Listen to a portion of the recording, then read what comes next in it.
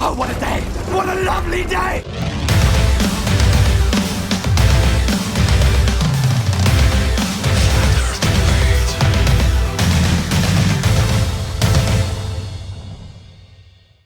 Welcome to Flat Earth Debate Live. I'm your host Nathan Oakley, and if you're new to this channel, or you've not done so already, you could be possibly in that position, then be sure to subscribe and hit the bell notification icon to keep up to date with the Flat Earth Debate. If you'd like to join the community debate, then go to nathanoakley.com and check out the Flat Earth Debate Forum. If you'd like to support this channel, there is a super chat that runs alongside each of these shows while they're live. And there's also a PayPal, Patreon and crypto link in the info box below the video. Most importantly, if you'd like to join this discussion right now, simply mute the page you are currently watching, then click the link in the info box below this video to join the panel and express your views on the shape of the Earth. If you do join, please don't swear. If you do, you'll be ejected, and if you are, please don't try to rejoin the stream using sock accounts. You'll be warmly welcomed back on the next stream. Please also share the show on social media. Sharing the show obviously increases the live audience, but this in turn increases the chances of a more diverse panel, so please share the show.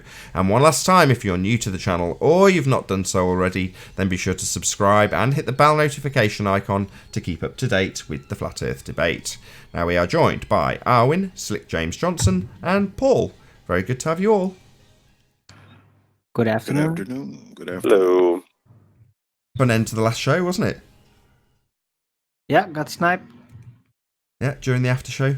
So if you're watching show 80... I've forgotten what number it is now, I lose track. What number is this? 804? If you're watching 803, then on the after show you'll see there's like 3 minutes of completely dead air while I left the room just to check out my wife. And then come back and I'm like, nobody on the panel. Best round out the show then. So... thank you very much if you stuck with the 3 minutes of dead air. Oh, I suppose it hasn't been broadcast yet, so nobody has, but yeah, you will be if you're watching on the second channel. Go and subscribe, by the way, if you actually want to watch the uncut or after show, then you need to be subscribed to Nathan Oakley. There is a link in the info box below the video. Thank you everybody else for joining us again live. Good to be back broadcasting. Hooray! Hooray! Any signs of curvature, gentlemen? Nope. Nothing. Signs of optics. Nope. Definitely not any signs of perspective. That's a given. We know perspective is real. But any signs of Earth-based curvature? Any signs of orthographic geometry? Oh, there's plenty of those. Perspective exclusive Really? geometry is Where? rife in Where the did ball you see one? community. No? Where did you see geometry in the real world? Somebody on the last show when it came to this next question, I think it might have been Anthony. Hopefully he'll rejoin us. He has dropped me a line on Skype. But he was saying, oh, shouldn't we add Coriolis? I've forgotten what he used as the bullshit term for Coriolis. What was it? Cornelius or something effect? Cornholio effect. Cornholio effect. Because Coriolis is real. But Earth... bye-bye. But Earth-based Coriolis definitely is going bye-bye. Because there is no Earth-based Coriolis. But any signs of axial rotation? Nope. Nothing. Nope. Fair enough. What about scientific evidence of gravity? Nope. Nothing whatsoever. Aberrations, calculations, Hello. Hey, Flat Earth. Hi. Hi. No gravity? No scientific evidence of it? What about the No. distance to the sun? Any evidence of that? Certainly claimed by our opposition. Nope. Shock horror. What about There's any no evidence? measurable distance to the sun. Cool. Love the new phraseology, Arwin. Any evidence that we can have a gas pressure maintained without the necessary antecedent of a container for all those fundamentalist zealots that believe the sky is a vacuum called outer space? What you're technically asking is, do we have something that is technically impossible? It's a very odd question. Yes. Can you have the violation of the second law of thermodynamics known as the vacuum of the sky? Well, no, is the obvious answer. That's just a fundamentalist belief in wizardry, and pictures on your television set claim to have come from a second law of thermodynamics violation. Outer space is absolutely fake. You can't have gas pressure, we all breathe it, next to a vacuum. The gas would expand in all directions and fill that space. The fact that we have gas pressure proves there is no outer space. Moving on. Gravity evidence? can't do anything about it. Whether We it be already real covered or that. not. There's no scientific evidence of gravity. So, yeah, Right? we've already covered But that. even the imagined gravity can't do it. That's the most hilarious part about Well, it. the imaginary region of outer space, not possible because it violates a natural law, isn't just puffed into reality because there's another imaginary force of gravity that is asserted with no scientific evidence. So, No, this, but you're missing the joke. The actual joke is that one imaginary thing and the other imaginary thing, they actually don't work together. So even though they're both imaginary, they don't fit. So it's just a plain clown show in your face. It's ridiculous. I see what you're saying Even now. their theoretical gravity can't do that. That's what I find No, particularly correct. hilarious. The weak force of gravity, even if it was real, would not negate the second law of thermodynamics. Gas would still expand in all directions and fill the available space it has available to it. In other words, it would fill the container. It needs the necessary antecedent, in other words, something to press upon. And you can't press on a vacuum. Gas would disperse into that vacuum. So the sky, outer space, is not a vacuum because it defies a natural law. There will never be a demonstration of it. And like Quantum Eraser says, you can have both. Newtonian, Cavendish and Einstein gravity at full effect now demonstrate gas pressure being maintained without a container, i.e. a violation of the second law of thermodynamics. It's still a law, still holds true, just a fundamentalist belief in a sky vacuum doesn't cut it, unfortunately. Should we move on to the self-perpetuating molten iron core at the centre of a presupposed spherical Earth? Any evidence of that? Oh, what is down here?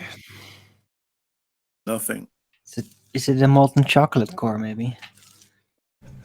Like molten chocolate core? Right.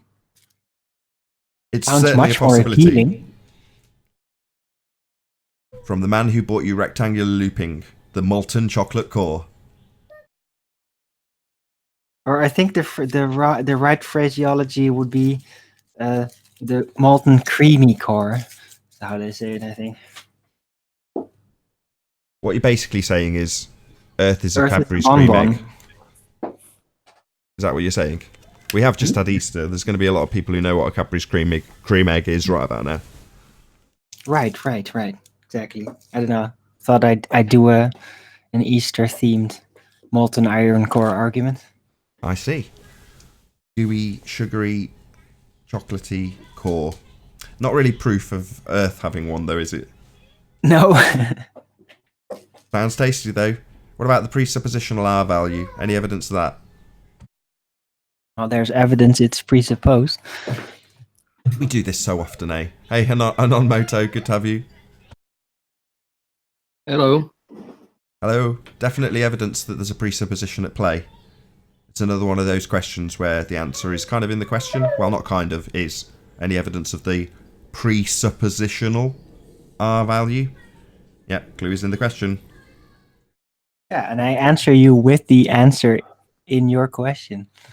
I know, Arwin. I know. Answer. You take the joke literally and answer it with yes, there is evidence of a presupposition. Which is technically correct.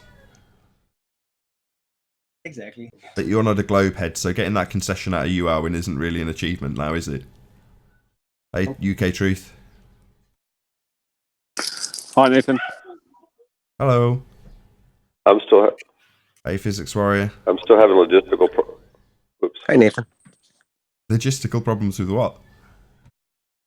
The ball of twine. Remember we talked about that a few weeks ago. It's creating all kinds of problems. You know, the weight, getting it shipped, trying to logistically get it stretched out. It's just becoming a nightmare. So I don't think it's ever going to happen. So, Well, on that note, but that if you concludes the housekeeping.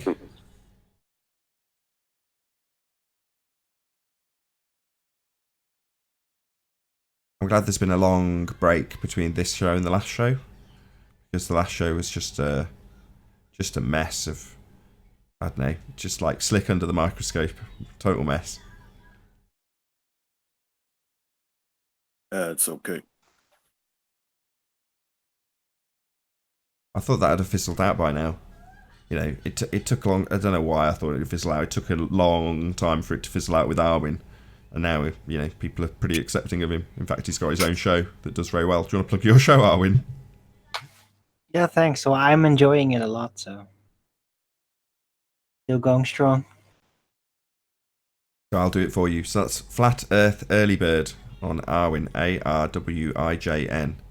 Arwin. Arvane. Arwin. Arvane. That's it. Just call me Arwin. Arvane. Anyway, over on Arwin's channel, you've got Flat Earth Early Bird. It broadcasts about an hour before the first debate, so it's 1 PM UK time.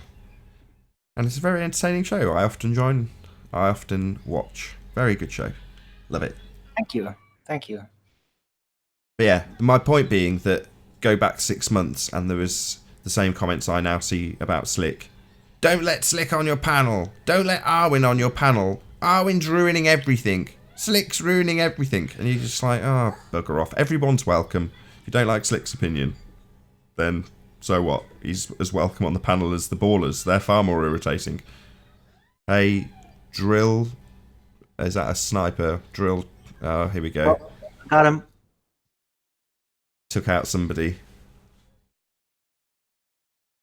I got him though. His avatar is still showing up. Yeah, I just booted No, him out of the it hangout takes as some well. while. See.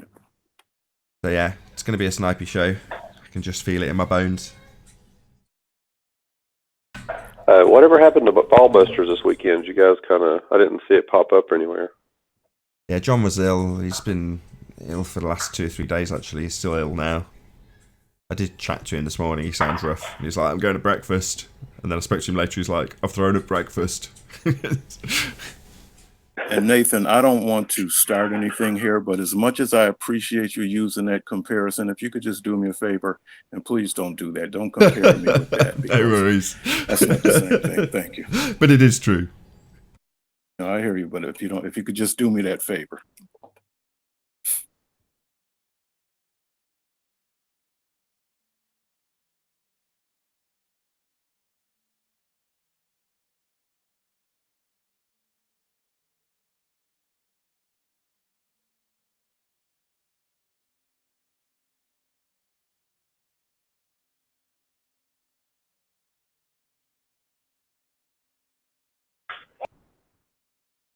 Go ahead, Paul. I'm waiting to see who breaks this awkward silence. I'm trying to. I was trying to think of something to say, but I wasn't sure. I was trying to think, what could I talk about? Let's see what Lily wants to talk about. I mean, we could talk about that thermometer, which I thought was interesting. Nathan brought it, or Anthony brought it up last show. How the densities changed by the temperature. I thought that was interesting. I was even thinking about it after he said that too. I guess would that be evidence of a dynamic system as well? But I guess it'd be hard to determine whether there's different pressure levels at different levels in that small of a environment. But some things I was thinking about. What do you guys think? Well, it's good in a way because it is our argument and it's denied by a lot of globe heads. The only issue I have is that the relative density aspect is accepted by both sides as far as I can tell. There is no, disavowment, if that's even a word, of, hey, flat Earth. Oh, presumably you got kicked, right? Maybe not, maybe. We'll find out in a minute. Hopefully Flat Earth will let us know the score. Anyway, it's accepted on both sides. There's just an extra assertion, which is gravity. Well, without a demonstration of gravity, all you're left with is relative density, something that's accepted both sides. So it's a weird one. It's nice to see Galileo detailing it in terms that we would use more overtly than are typically used by ballers. So yeah, it's a great example. I'm pleased you're talking about it. I know you passed it on to Anthony, credited to you, but it's nice to hear you talk about it as it's your example. Well, this came up after the fact, and this is also still related to what you just said. But it's funny, we try to attribute things we experience here on Earth and flatten Earth, or if you're still on here, might not like what I'm about to say. But we experience things here on Earth, and they try to attribute certain things that go on in the heavens. They have to have gravity to make the planets form. They have to have gravity to make the sun function. We have to have gravity, for the orbiting of everything going around. But there could be completely different laws that are governing the heavens than what's governing here. And so we can't go up there to see what's going on up there, and try to figure out what the laws are. I mean, there is probably interaction. There have to be a connection at some level for us to be able to interact with those things. Obviously, light is a commonality. We have to, I can see light coming off my TV screen or my computer screen, and I see light coming from the stars. So there's a similarity aspect to it, but there could be other things that are causing those things to happen. Do you know what I'm driving at? And I think they have to latch on to gravity to try to bridge that gap. They use gravity to kind of reach out and say, well, this applies to the stars, But like the etymology of gravity is just weight. So how can you jump from weight to a force that bends space, time, and mass and all this stuff? But it even gets more complicated than that. I'm going like, how does something like I pick up my mouse, I interact with my mouse, and I can move it. I can interact with the keyboard. I'm touching it. But for gravity to function, it has to work without there be any kind of interaction. So you have to explain the interaction. You have to assume it's there and then explain everything that happens through it. That's how they do it. And it works on a wide scale, even through in their presuppositional space fantasies and everything.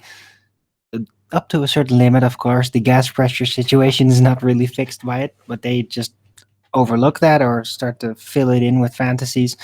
But yeah, you have to assume it's there and then it works. Oh, was that? Hey, Mark Smith, can you hear us? Yes, how you doing?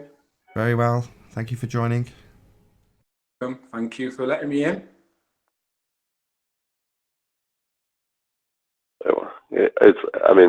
It's like I got. Yeah, you're right, Erwin. I think it's like magnetic forces are invisible, but they can be measured or seen by different things. But those forces are still interacting.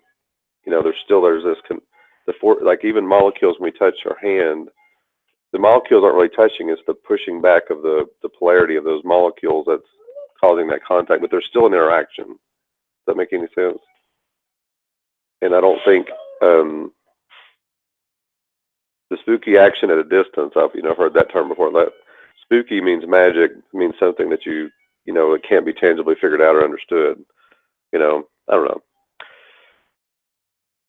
I just think they're using gravity to try to bridge the gap between the Earth and the heavens. You mean spooky action at a distance? That's what they say. Yeah, I think it's one of the things they use spooky action at a distance. Mm-hmm. So I don't know. Yeah, they imagine an entanglement of gravity. They imagine it all being entangled, even though we can't actually measure it. And that's the thing about gravity. It can be presupposed in so many things. The structure can fit so many different levels that they just start to assume, okay, well, up to here, we can all presuppose it there. So it must be so much more going on. We're just going to assume there's some gravity over here and some gravity effect over there and some unforeseen consequences over there and spooky action at a distance. That's what it is. Yep, you're right. I mean, I remember I was talking to a philosophy teacher when I first got into flat Earth, and I keep thinking, they say, well, this is how gravity works. I was like, well, but I can't experience it by just putting a ping pong ball on a table next to a lead weight. You can't experience it that way, but the sun over millions of miles can influence planets. Like there's a disconnect here, and I don't know. It's just there's a logical disconnect that I don't think they're willing to come to terms with.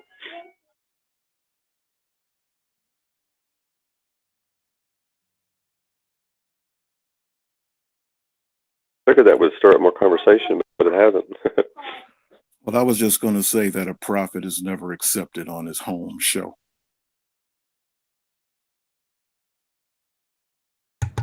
Okay.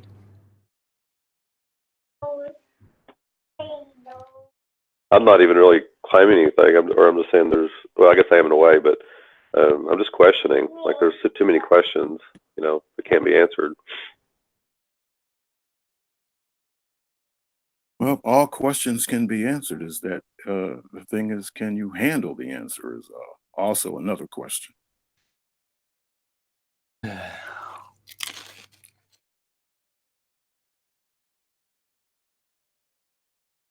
Slick, what do you mean by a prophet cannot be accepted as home show? I'm lost on that one. Yes. It goes with another saying that a prophet will never be accepted in his own hometown. I just switched hometown for show because there's no town here. It's kind of just a show. Who's the prophet? I get it. I said a prophet.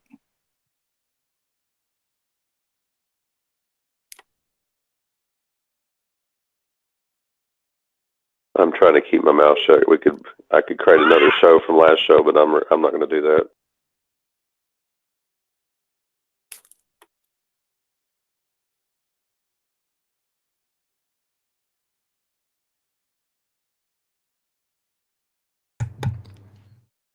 Hey, Nathan. Yeah. Did you hear back from? Did you hear back from? Did you hear back from Benjamin?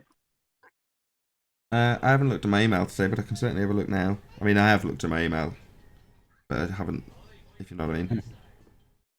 Well, I've looked at Owen Benjamin's Hangouts, and he seems to have contacted David Weiss, and they're back and forthing. And yeah, he mentioned a lot of typical arguments on this show this morning that reflected things that David Weiss typically shares. So yeah, I think they're going to do a show together at some point.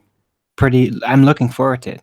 I suspected so. Dave Weiss has been into the Owen Benjamin show far longer than I have, and lots of people in his chat, when he said who shall I talk to, said his name, and I was like, well, I think I'm a better person to talk to, but David Weiss is going to be equally as good. No, he won't be. I would be better.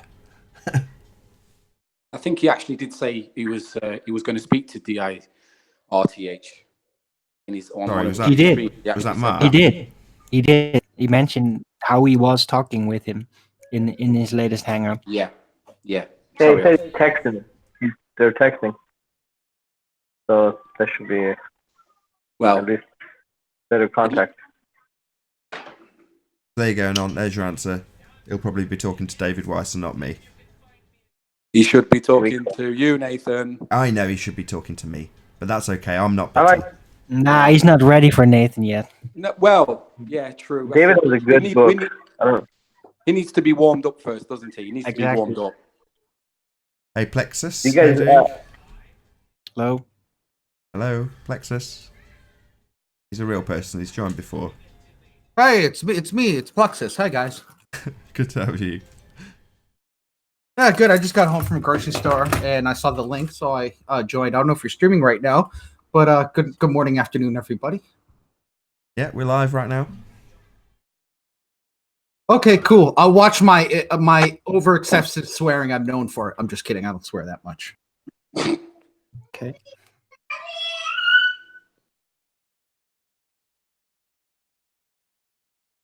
David has a good little coffee table book. I don't know if you guys seen it. He has a free PDF online on his website. Oh, he's been keeping a wide collection of video materials. He's one of the few people who actually collected all the samples. And yeah, vast database. No, this PDF is cool to have on your phone in case you end up dealing with a globehead in real life. Cause it's like, I don't know, 50 pages, and it's just all the stuff that's visually powerful, and it's free. You just download it.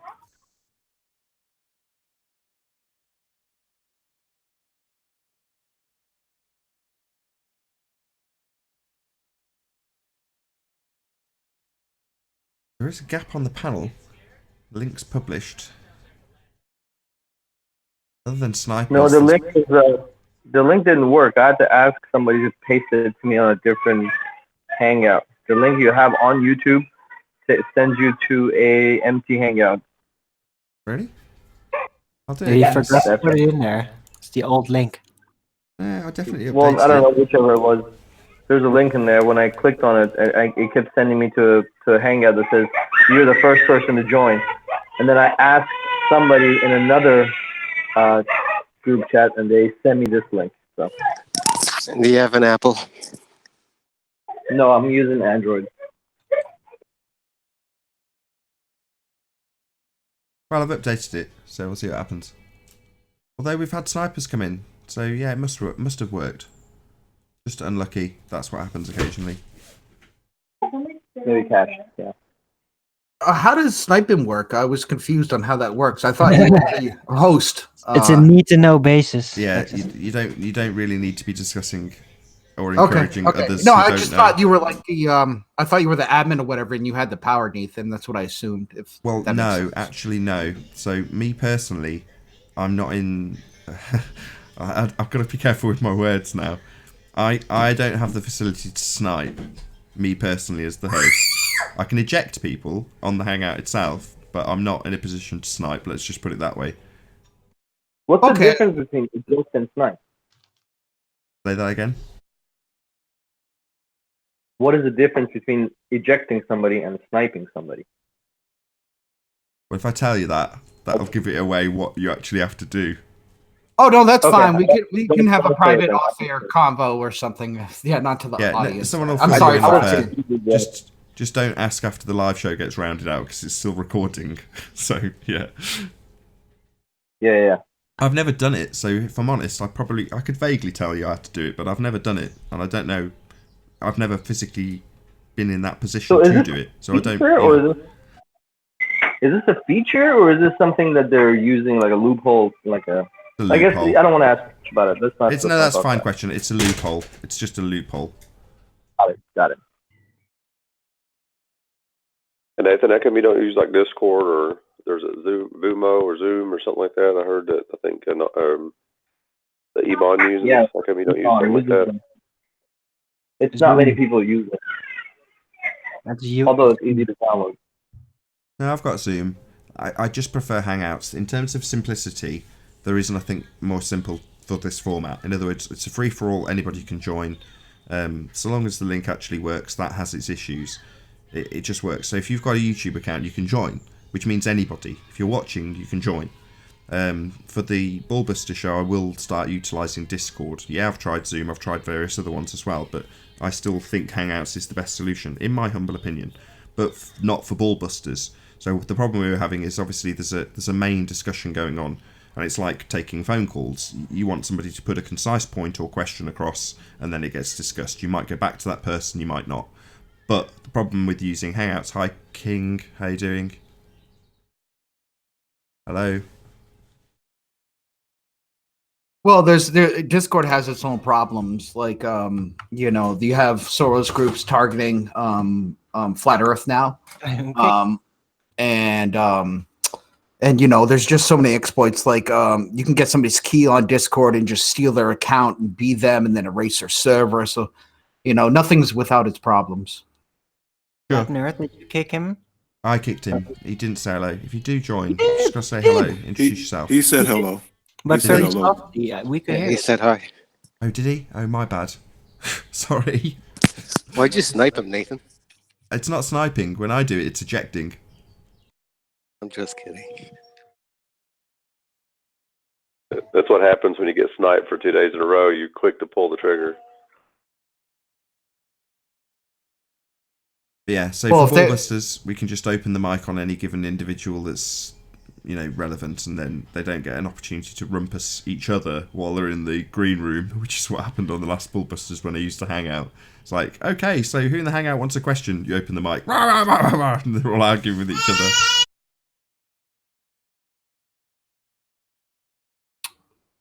Well, yeah. I mean, I hate the infighting. We're all supposed to be open-minded individuals who don't take people's word at, just face value. So, you don't really need to argue what's really right or wrong. You just need to, be on the same side. And, there's enough fighting in the world. We don't need to fight with each other.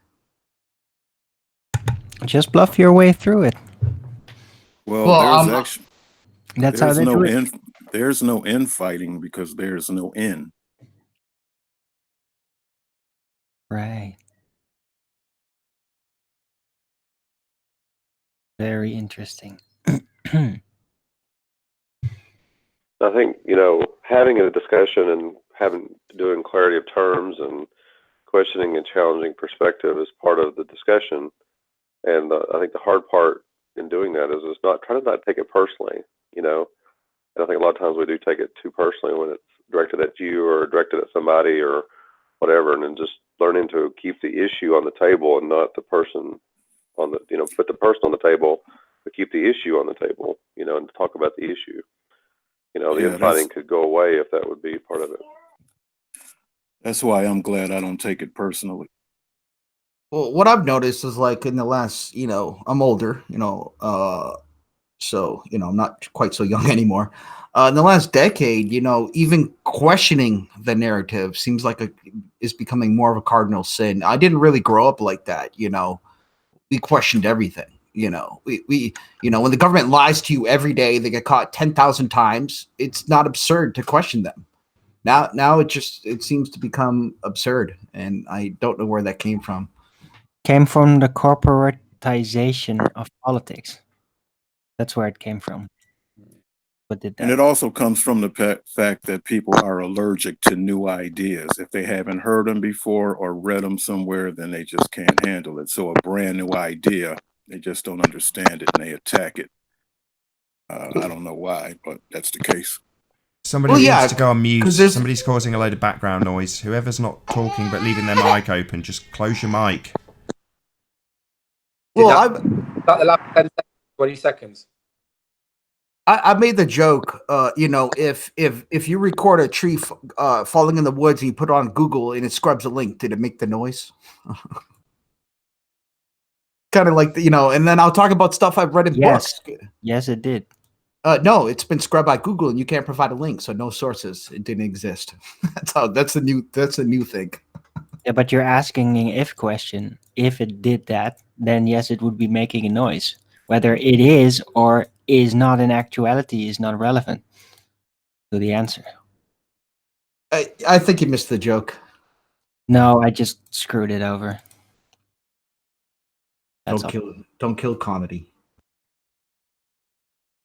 I have a question. Overkill comedy. I mean, does light travel and give us a measurement of 186,000 miles? Or actually, does it open up instantaneously through the field? Well, that's a very good question. And how they came up with that is supposedly they passed it through mediums and slowed light down, and then we're able to come up with that number. But yeah, you just kind of like turn the light on. It's there. I mean, how do you come up with a miles per hour figure in tenths of a nanosecond? Yo, Choco. What's up, fellas?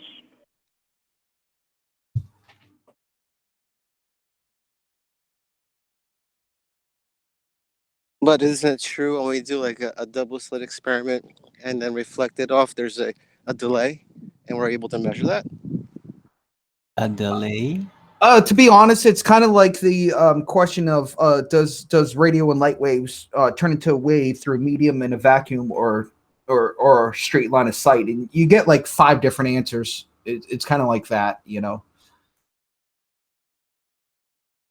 What I was talking about, Arwen, is like the speed. Like if you were to reflect off from a mirror and have the light bounce off, I think then in the double slit, it's saying that there is a delay. That there is a what?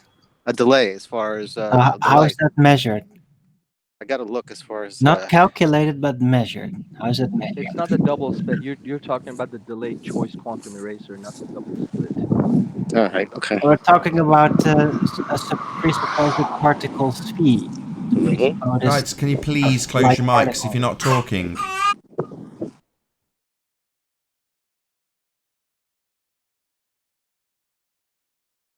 Right.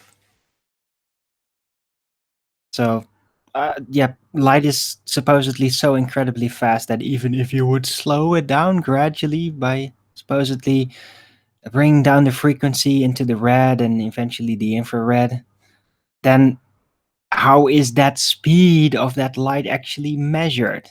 Or is it derived from some presupposed calculation of its presupposed speed? Because it's so incredibly fast. How do you actually physically measure that in a way that doesn't involve some kind of machination trick?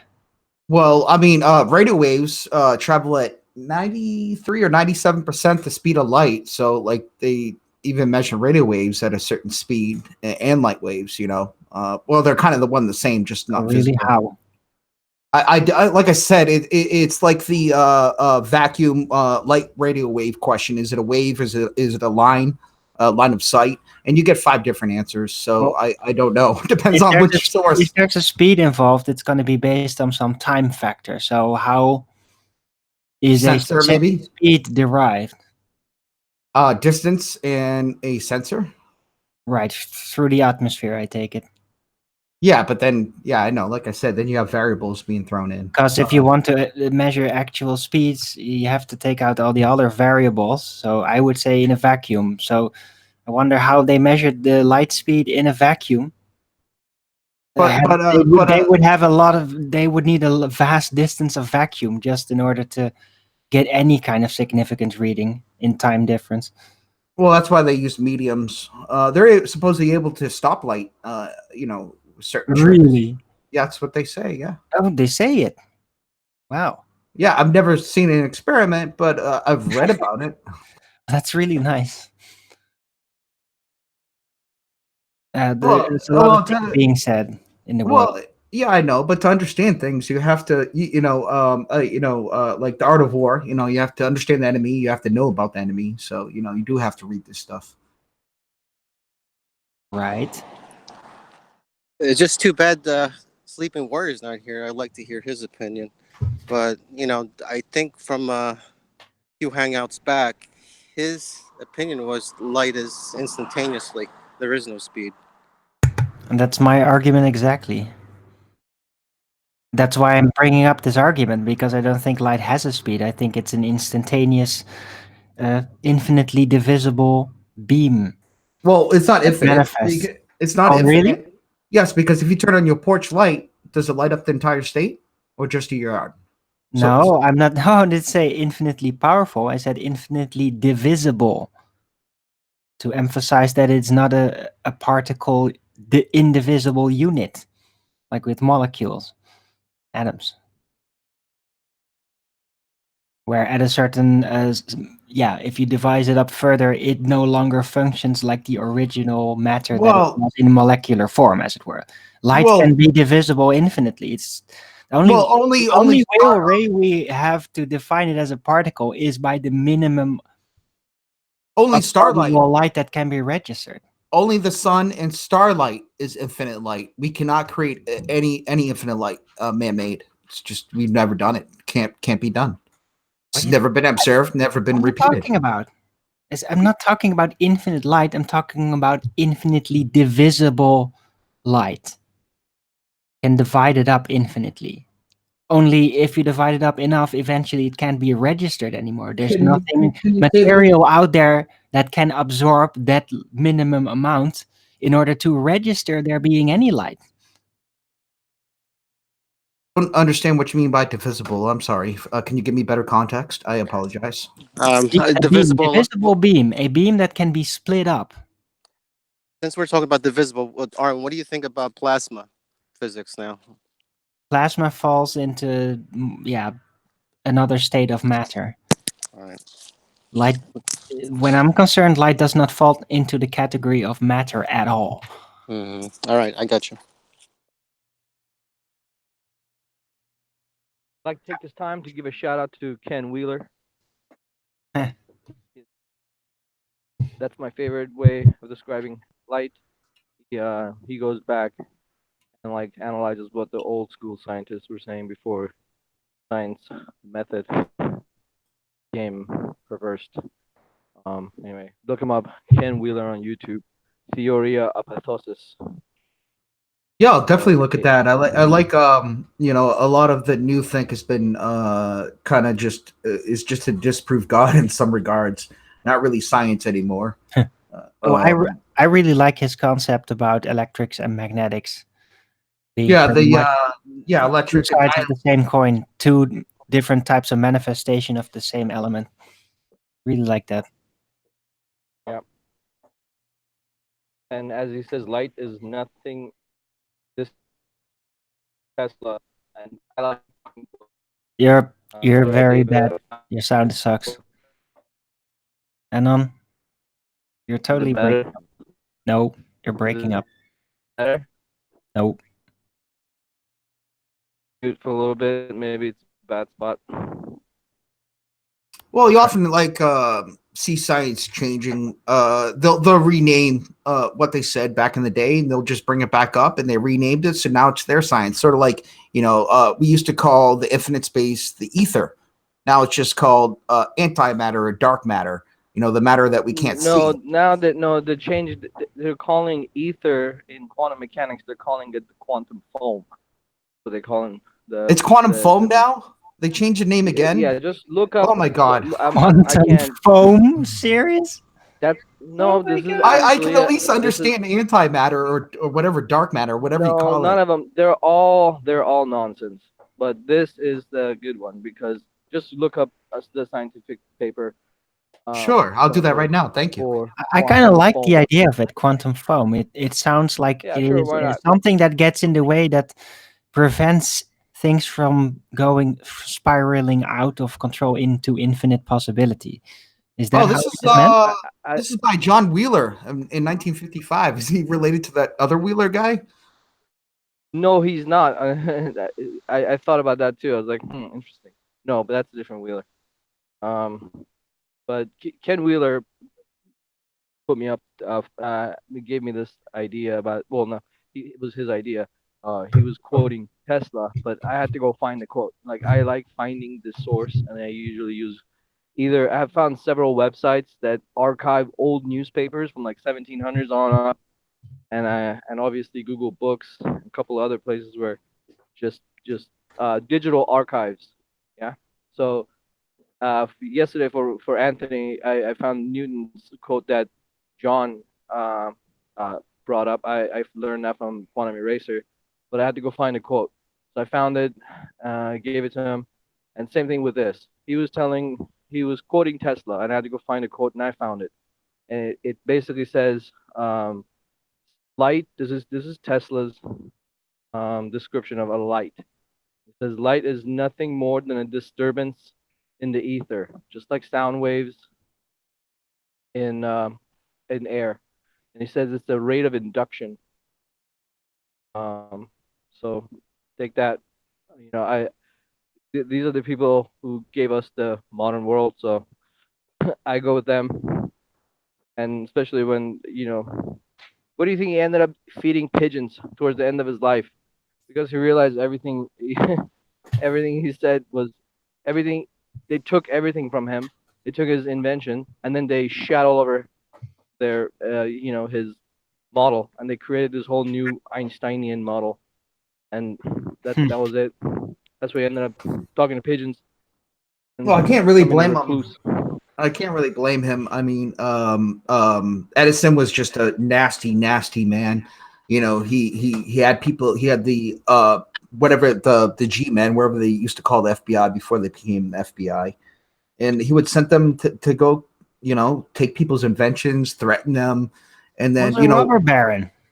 Was one Oh, of the and then a lot of people don't know about the studio battles in Hollywood because Edison also owned the camera.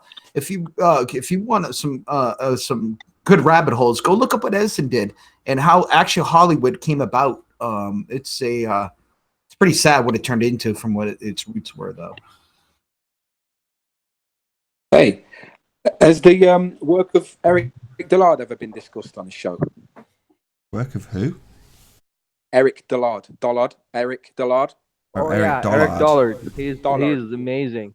Yeah, Eric Dollard. He's the guy that basically what Ken Wheeler, the people he quotes, the people he puts on the pedestal, and the people that he follows are Nikola Tesla, um, Charles Proteus Steinmetz, which is that the guy with the formality who ran General Electric Lab all in the 1800s, early 1900s.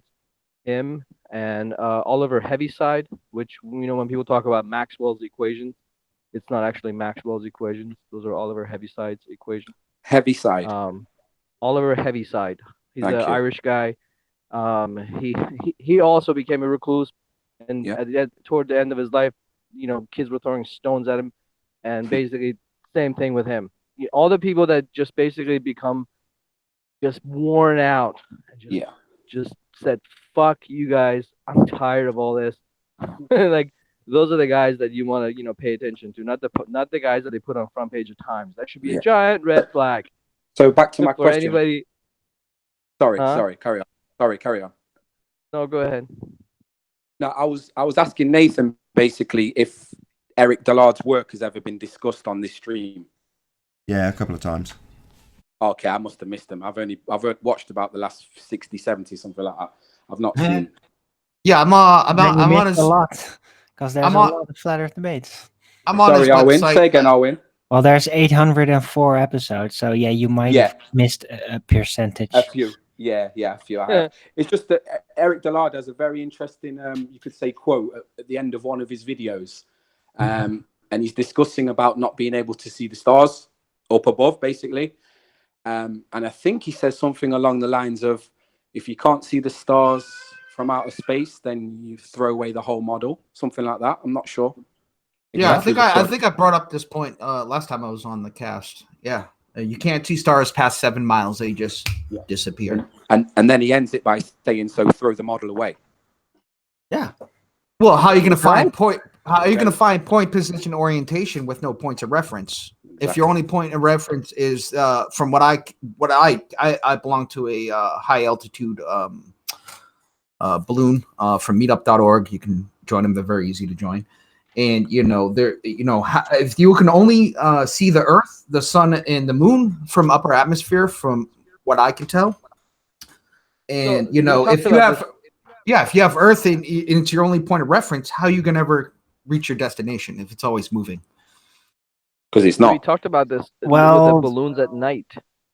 Do you know do you have any footage of balloons at night going up and it's always showing us but isn't stars? It, but no matter if we go up there in the day or the night, isn't it always night up there? Yeah, but the stars, we're looking about stars are in nighttime. Well, if you do it in the day, then you see like a blue band below and the rest is all black. Yeah, they're all that's what I think. So it's like a quarter blue at most in the middle of the day, and the rest is all black. Right. It's interesting. Yeah, it is. I'm sorry, the balloon guy. Have you guys launched any balloons at night? Yes. Do you guys see stars? No. At night. Huh? I've seen one film recently, but I was unsure. What? It was kind of blurry. It doesn't make any sense. How is there no stars at night? Because we saw footage, but it looked kind of fishy. Right? Remember, it was like a that was like I looked at that. That's a composite. If you look at his description, he's using a GoPro and a Sony. It's actually a composite. So yeah, that's bullshit. They're millions of light years away. We'd never see them anyway, would we? Well, we see them on the ground. We see them on Earth, right? Yeah, well, we see them on the they're ground. millions and millions and millions of miles away, though, aren't they? Why did it disappear up top? But we see that. Yeah, exactly. We go up a few miles and we can't see them anymore. That doesn't make any sense. What the baller's explanation? I smell something. I know the baller's explanation for this, though, but it's my nose still smells bizarre. something. Gravity.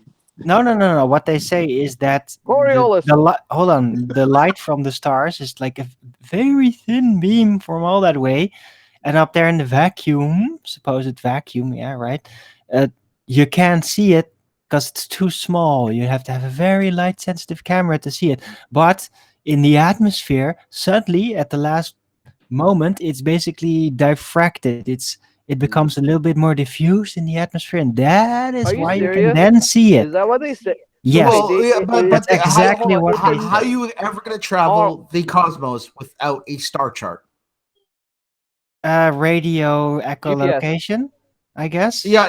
You could. Please don't. I've heard that before. Please don't invent Mars Moon GPS. Please don't invent that. It's dumb. Well, I don't know. Apparently, they were able to get to the moon without any stars because every shot of the moon, not one has a star in it. So but they use SPS, positioning system, like a GPS, but for space. No, they actually did have a special lens that they would look through, and I have pictures of it. I can post it if I can share pictures. Yeah, so they actually had to look through a special lens to find the stars, supposedly, and this is an analog system, so it's not digital at all. So let me get this straight. The current narrative, it is accepted and put forth that you cannot see stars even at night above the atmosphere. Is that what they're saying? Except for Hubble. Hubble is the only. No. I'm talking. Just forget Hubble. Like with your eyes. Now Hubble is supposed. Look, even Hubble officially is supposedly overexposing a lot.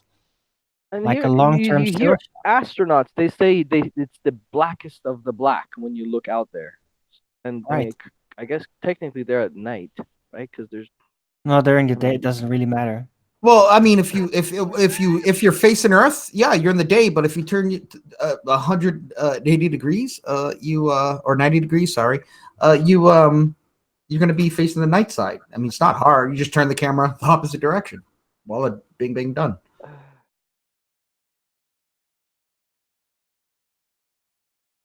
How do you not see stars up there? This is really well. The going theory right now is you need a noble gas, oxygen, and moisture, and basically the stars actually refract off of the noble gases, and then we actually see the refraction of the star. They disperse a little, making them slightly better visible. Cool story. What? Look, that's the creativity of science fiction.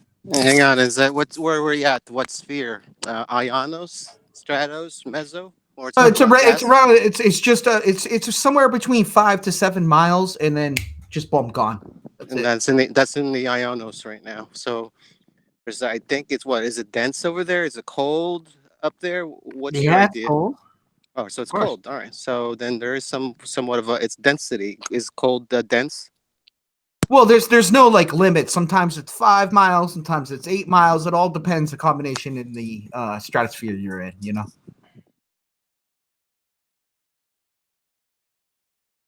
But is it true that the Ionos is like the breaking down to everything down to its charges?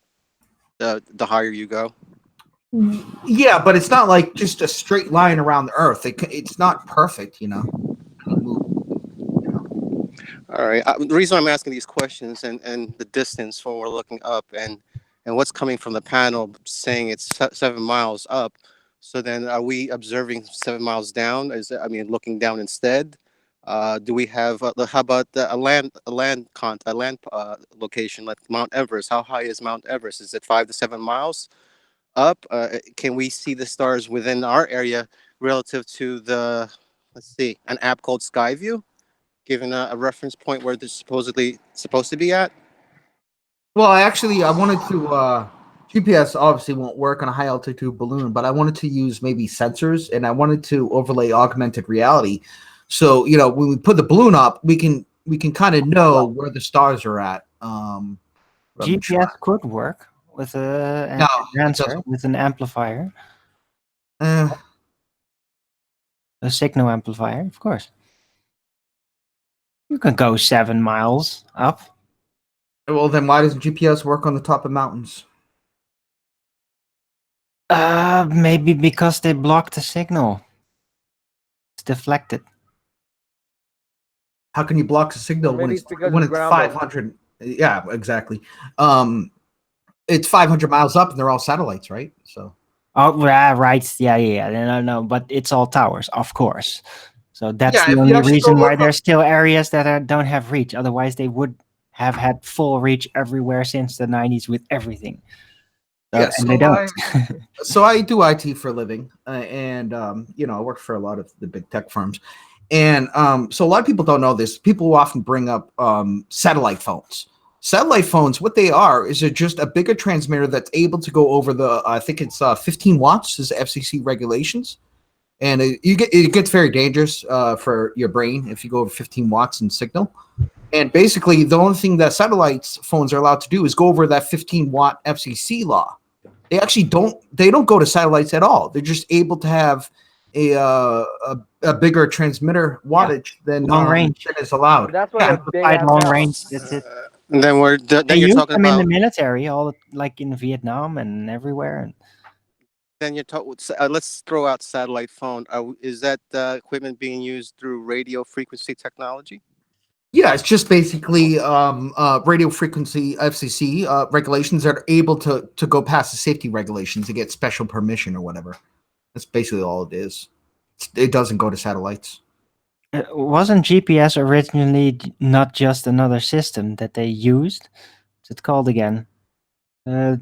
These special long distance scanning towers. Loran, something like that. Yeah. Loran. It used to be called Loran, and then current day they use it still as backup on some of the giant ships. Yep. It's called ELORAN, and apparently it's a little bit less accurate too. Like GPS is up to. Well, they used that before the official first satellite launch. Well, another big dead giveaway is GPS cannot do 3D positioning and only can do 2D, X and Y, cannot do the Z. If it was a satellite up in air, it should be able to do X, Y, and Z. There's no reason it shouldn't. The only reason that you couldn't do X, Y, and Z is if it's ground-based. Then you have a problem with 3D space. See the difference? Yeah. I don't know. It's all a matter of orientation. I think that's just how they apply it. I think if you want military grade GPS, they can probably perfectly 3D triangulate with it. Well, supposedly the right interface. It's all about the interface. No, supposedly 3D GPS is like the golden egg right now that they want to crack and nobody can crack it. It's one of those things that they just can't seem to do. Sort of like NASA can't use two cameras to show stars in space. I refuse to believe that. That sounds just ridiculous that they would get stuck on something like that with everything. Yeah, ridiculous. That's an excuse. They're stuck on going back to the moon. Remember? It's a fake bump in the road, obviously. Has anybody measured how far or the distance radio frequency can go or communicate from one person to another person here? Well, there's YouTube videos where you can hook up a Mercury to your antenna, and it will boost your antenna to like 5,000 square miles or something ridiculous. They can in Russia they can get news and TV stations from California. Oh, like free cable. Hold on. I get it. Hold on. President Nixon called to the moon, remember? Remember? No, but that was wild.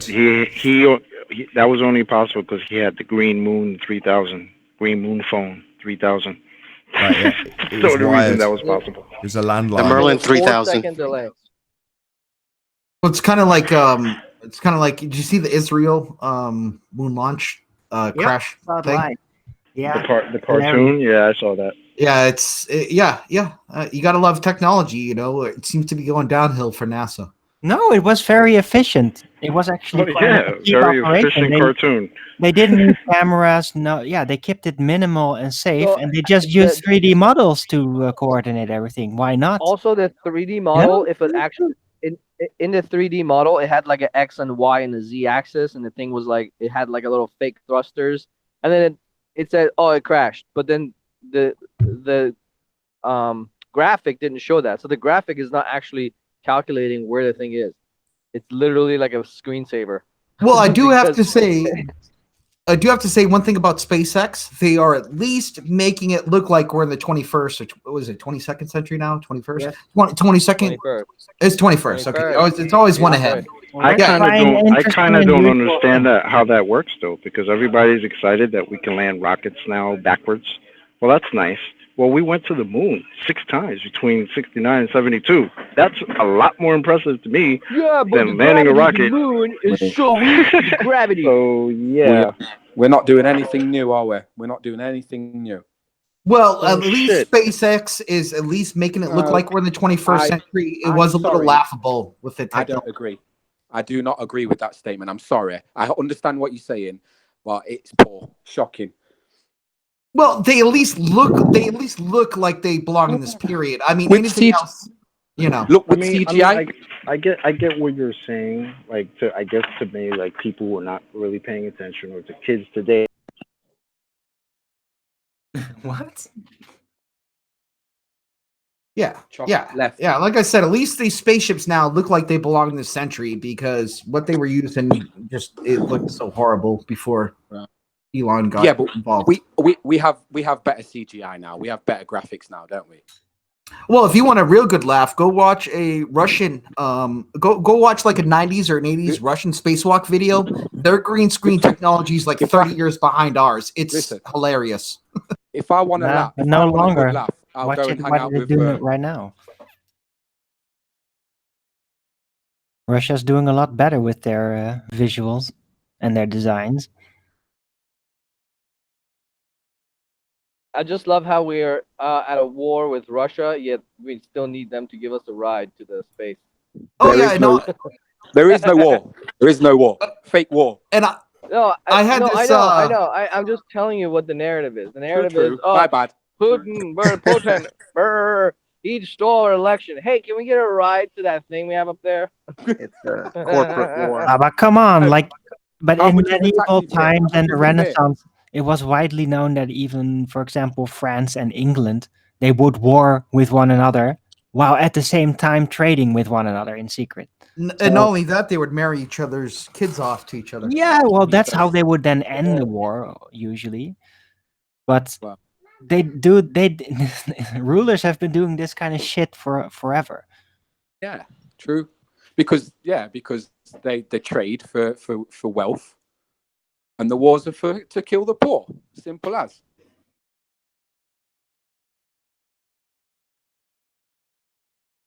Rich people don't go fight wars, do they? Not actually physically go and fight wars. Arlen, you're saying that to end all wars, really, sex would be the significance of marriage and sex would end all wars. Well, it has before. Or sex Not created in this. these wars. Not in this day and age. Come on, not in this day and age. Yeah. Back in the day. Game of Thrones, disclaimer. yeah. Disclaimer. Okay, thank you. Okay. Yeah. We watch too much Game of Thrones, I think. I call it. I'm gonna swear here, but I call it a game of sister fuckers. That's where your mind's at.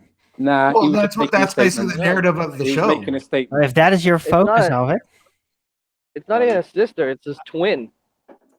I don't know. Hey? Look, that shit really went down back then. So I don't know. I rather refer to Game of Thrones as the look at the lovely, interesting character you really, really like, and see how he's horribly and justly murdered for no good reason at all. That's Game of Thrones. And for some reason, they're all British. Really? Well, all the characters that die are just really likable. It's almost like the new Red Shirt. Oh, he's so likable. Oh, he is gonna die. You know it, but you don't want to believe it because you're already starting to like them. I don't really like any of them. I find the show very deviant.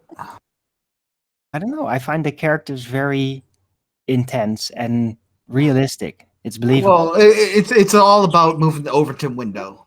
Yeah, but that's what it is. It's a power struggle. It's empire. It's kingdoms breaking out in empire. I think it's brainwashing for the youth, but tomato. I don't know. I think it's a really good series. I mean, as far as the SJW slant, they balance it very well, and I will give it that. Exactly. It's just bold and direct and harsh. Yeah. I will say that Game of Thrones, does balance the, all the different, LGBT, whatever, the incest, the Satanism, they have all these things going on. It's balanced very well. And homosexuality. But at the same time, they, for example, do have like a very awesome, very big female warrior that is constantly being threatened by a male world, but still manages. So that's at the same time, they really do things just that get to you. They're serious. Yeah, but it's all about brainwashing and normalizing stuff like that. So no, not necessarily. No, the individuals that do have a good nature really struggle against the pain, and you see them crumble upon it, even unspoken. And over the series, it's the character changes are really well thought out on the long-term characters. You should flick through it again. Did I? Yeah, they have a character arc. Yes, it's very well written. You often don't find that. Like, look at Sabrina. Like Sabrina the Teenage Witch is just basically Satan worship the show.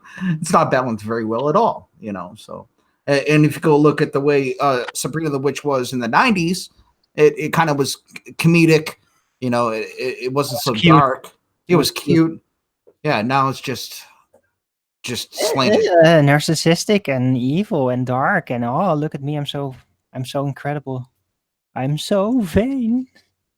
Yeah, I just found out that Elvis was I forget, he followed Madam somebody. He was basically part of the OTO and whatnot. That really surprised me. I didn't know that. Yeah, that's it. I didn't know that Elvis was a Satanist. I had no idea. Oh, really? Yeah, Wow. Owen. Not? Owen. Hmm? Hi. What's that gentleman's name who, when we're talking about, he always says everything was always here. What's that gentleman's name? What's his name? Flatner. He's here. Oh, is he here? Yeah, like the way he thinks. Really? I can't. Well, I used to entertain the idea, but it really doesn't work in the end. It's funny how the whole argument about the second law of thermodynamics is being used to prove that it can be, but it seems like a red herring because it is really required. Can we use anything when we're talking about something that we don't really know about? Can we use anybody else's rules, regulations, laws, parameters? Can we really though? You have to build with the data that you know is real. Yeah. I'm not saying I'm asking. I'm not. You get what? I'm not giving up. One second. Wait. I'm just saying. Sorry. You're very quiet, by the way. Yeah. Is this better? Louder? Am I louder now? Yeah, better. Yeah. I was sorry. I was just thinking like he said everything's has always been here, and then you talk about the second law. And I'm just thinking, can you even start thinking about second laws if you listen to the statement he made? Well, not only thermodynamics, what about entropy? It's very difficult because if everything always changes in a certain direction, then it cannot technically be eternal. Okay. Well, That's all right, hear me out then, yeah? I don't believe it's in our way of thinking or in our design or in our DNA to understand where we are. Shout out to Brahmi. That's a position of ignorance fallacy. Is it really? Yeah. We can't understand it, so that's it. I think it's kind of arrogant to think that we're gonna figure out where we are. And there's one. We got so lucky. We got so lucky that we happened to live at the time where we all figured out what this is. No, we want to figure out what we want. We will not figure it out. There's 21 dimensions. We only can experience. We're only fifth dimension. Wait, how many dimensions? He said 21. The end state, 21. Why? How? Why? Come on, it's ridiculous. It's called the end state. No, okay, what the hell? Okay, it's called nonsense. Well, there's only 21 forms of matter. No. For you to be able to put a number on it, no. I don't. I'd say there's 33 of them. There's 33 dimensions. Great. There you go. Great. Well, So, anyways, Owen, we're only fifth dimensional beings. Fourth being time, fifth being consciousness. So more depths at most that's a beyond word salad. Yeah, so there's many more dimensions that we can't even know about. So if we can't know about them, so Owen, that's how do you know there's 21 of them? I'm gonna go back a minute. Yeah, right. So what is it? It's called the end state. How do we know there are all these dimensions if we don't know about them? Well, we don't know about them, but there's 21 of them. We don't understand the one that we're in, so how can we know how many they are? Exactly my point. Because he read it somewhere. Who did? The guy. Okay, fair enough. Owen. Whoever says there's 21 of them. Owen. Yes, Mike. Sorry. I said I don't think that it's in our DNA to be able to understand where we are. And what did you say? What was your answer to me? You said that's a ignorant what? What did you say? What was your response? Position of ignorance fallacy. Position of ignorance fallacy. All right, thank you. Thanks for that, Owen. I just wanted to clarify what you said. Thanks. It's just blank out state like I don't think we can know. That's basically giving up. No, I wouldn't agree. No, because I'm not giving up because I'm here. Therefore, how can I be giving up if I'm in a room such as this, discussing topics? I'm not such saying as this? that's what you're doing. I'm saying that is what the statement basically Yeah. does. Okay. Thank you. Thanks for that. So, what you say? It's a negative statement then? Yeah. I'm glitching out. I can't see who's talking right now. Who's talking? Mac Smith. Okay, cool. Thank you. Sorry. Oh, Mac. okay. Yes, Mac, I like the point that you're making. And what happens is that some people place themselves in a position of authority to say what can and can't be done. And they think for some reason when they speak something that it's a fact, but that's not how it goes. All new ideas can be explored, all of them. Thank you. Thank you. Yeah, they're just making declarations. It's meaningless. So was okay. No, because I'm a bit confused for me to make the statement I made and then for it to be hit with a ignorance fallacy. Did you say fallacy of ignorance? Fair enough. Okay. I don't. Is there a point you want to get? Yeah. Sorry. Is there a point you want to get to? Well, I heard an argument. I get what you're saying, Max. You're trying. Hey. Just drop phone drop. Right. There was a gentleman that came in a few weeks ago. I think his name was AJ, and he was just rumpusing everybody. Oh, AJM, yep. But he was talking. What was his name? AJM. AJM, and he had a point, and he was basically saying you've got two choices: creator or Big Bang. Am I on about the right guy? Yes. Yeah, probably. And he was rumpusing everybody. Who's that? But he kept Hold saying, on, hold on. Hold on, I got a troll. Oh, hello. Right. So please mute your YouTube page. So if there's two arguments. Hold on, got a moron. Right. So if there's two arguments, nobody disagreed with him that there are two arguments. Yeah. Big Bang. Yes. Creator. Actually, there was a disagreement because some people think that there's more than just two arguments. Why? With the simulation theory, Slick?